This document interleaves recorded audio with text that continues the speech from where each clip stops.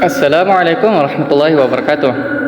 Alhamdulillahirabbil alamin wassalatu wassalamu ala asyrafil anbiya'i wal mursalin sayyidina Muhammadin wa ala alihi wa ashabihi ajmain. Amma ba'd. Puja dan puji syukur kehadirat Allah Subhanahu wa taala yang telah memberikan kita beribu-ribu nikmat, yang diantaranya adalah nikmat kesehatan, nikmat kesempatan, dan nikmat iman dan Islam.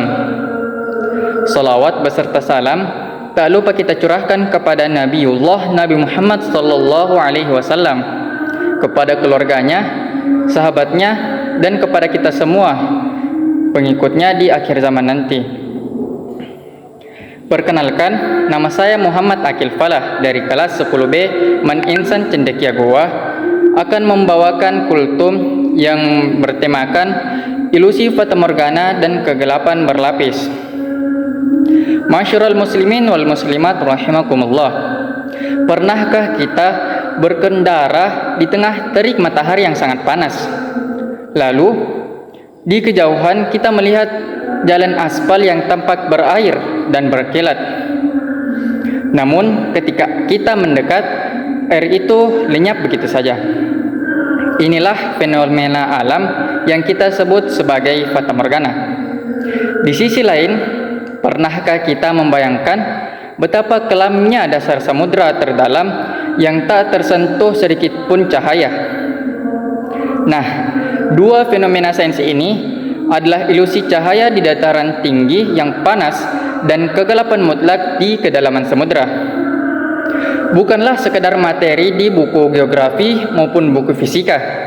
Luar biasanya, 1400 tahun yang lalu Al-Quran telah mengabadikan keduanya secara berurutan sebagai perumpamaan spiritual yang sangat dahsyat di dalam Quran Surah An-Nur ayat 39 dan 40. Nah, saya akan membacakan ayat ke-39.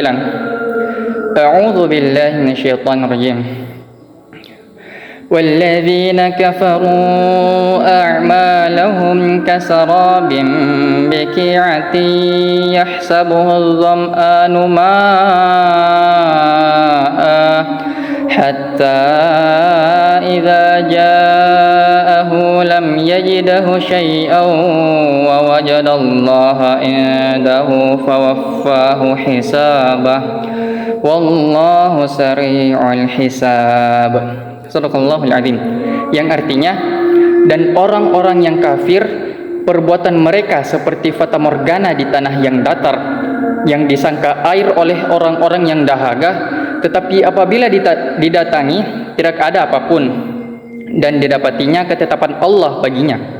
Lalu Allah memberikan kepadanya perhitungan dengan sempurna, dan Allah sangat cepat perhitungannya. Secara sains, fata morgana terjadi karena pembiasaan cahaya melalui lapisan-lapisan udara dengan kerapatan yang berbeda akibat perbedaan suhu yang ekstrim.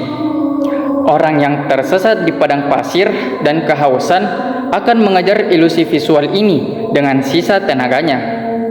Ia berharap mendapatkan air segar, akan tetapi kenyataannya ia hanya mendapati kehampaan, keputusasaan, dan ujung-ujungnya adalah kematian.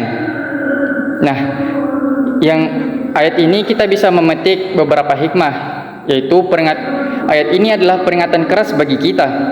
Seringkali manusia merasa bangga dengan amal sosialnya, kesuksesan dunianya, atau kebaikan-kebaikan kemanusiaan yang dilakukannya. Namun, jika semua itu dikerjakan tanpa fondasi iman kepada Allah Subhanahu wa taala, maka di akhirat kelak nanti seluruh tumpukan amal tersebut berwujud persis seperti fata morgana, terlihat berkilau dan bersih dan besar dari kejauhan, tetapi kosong tanpa bobot di hadapan mizan Allah Subhanahu wa taala.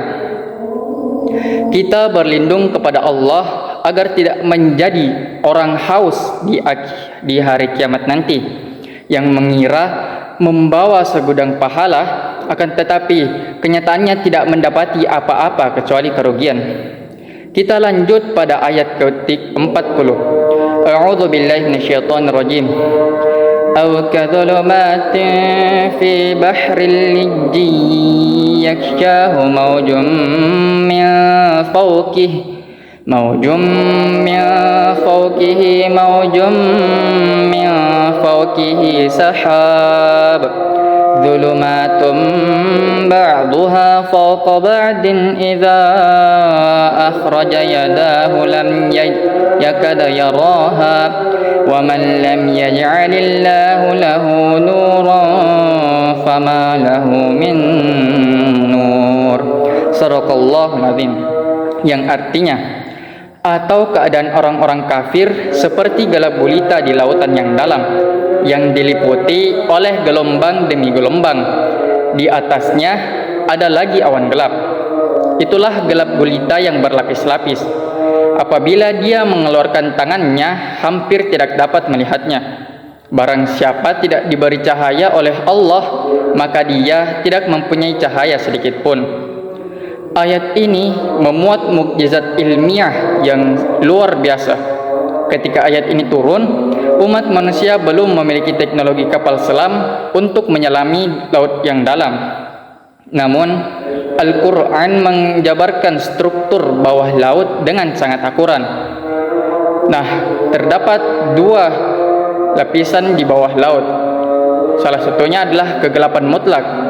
Sains membuktikan bahwa spektrum cahaya matahari diserap oleh air laut secara bertahap.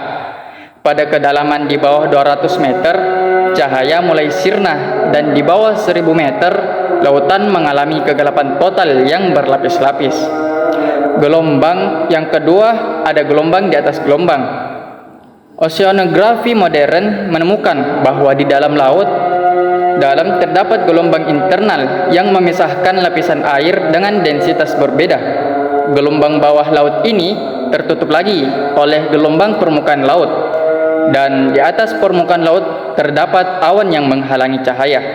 Tepat seperti redaksi ayat, gelombang yang di atasnya ada gelombang, di atasnya lagi ada awan. Nah, hikmah yang bisa kita petik dari ayat ini adalah lautan yang dalam melambangkan hati manusia yang tertutup rapat dari hidayah. Ketika seseorang mulai mengabaikan perintah Allah, satu lapis kegelapan menutup hatinya. Ketika ia tenggelam dalam maksiat, lapisan kegelapan lain bertambah. Ditambah lagi dengan gelombang syahwat dan awan keraguan. Hingga akhirnya ia berada dalam kegelapan yang bertumpuk-tumpuk. Akibatnya, ia kehilangan kompas kebenaran dan tidak lagi bisa membedakan mana yang benar dan mana yang salah. Ma'asyiral muslimin wal muslimat rahimakumullah. Mari kita renungkan penutup dari ayat ke-40 ini, di mana Allah Subhanahu wa taala menegaskan, dan barang siapa tidak diberi cahaya oleh Allah, maka dia tidak mempunyai cahaya sedikit pun. Jika secara fisik bumi ini tidak akan memiliki kehidupan tanpa adanya cahaya matahari, maka secara spiritual jiwa manusia akan mati kelam tanpa adanya cahaya hidayah dari Allah Subhanahu wa taala.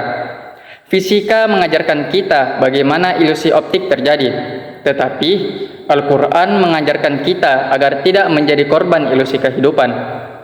Sebagai bekal pulang dari kultum yang saya sampaikan saat ini, mari kita tanamkan 3 resolusi dalam diri kita. Yang pertama, waspadai fata morgana dunia. Jangan sampai kesibukan mengejar harta, tahta, dan pujian manusia melalaikan kita dari niat ikhlas beribadah karena Allah. Yang kedua, jaga lentera hati. Dan yang ketiga, rutinkan doa memohon cahaya. Semoga Allah Subhanahu wa taala senantiasa menjauhkan kita dari ilusi dunia yang menipu, mengeluarkan kita dari segala bentuk kegelapan hidup, serta menyinari setiap langkah kita dengan cahaya Al-Quran yang terang benderang. Sekian apa yang dapat saya sampaikan pada kesempatan kali ini. Mohon maaf bila banyak kesalahan pada ceramah saya. Wassalamualaikum warahmatullahi wabarakatuh.